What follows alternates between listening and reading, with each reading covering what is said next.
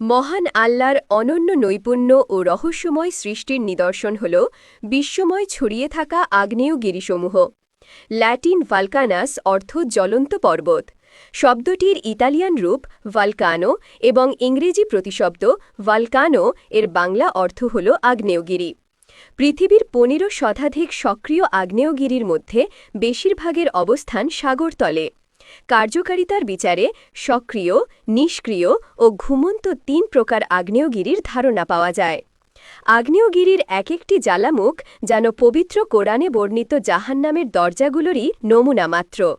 মহান আল্লাহ আমাদের স্মরণ করিয়ে দিচ্ছেন, অবশ্যই জাহান্নাম তাদের, পাপীদের সবার জন্য প্রতিশ্রুত স্থান।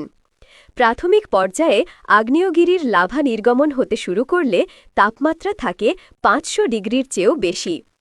আগ্নেয়গিরি আসলে এক বিশেষ প্রকৃতির পাহাড়, যা সক্রিয় হয়ে উঠলে বের হয় উত্তপ্ত শিলা, ছাই ও গলিত লাভার স্রোত এবং তা ভূপৃষ্ঠের শীতল পরিবেশে দ্রুত ঠান্ডা হয়ে জমাট, কঠিন রূপ লাভ করে।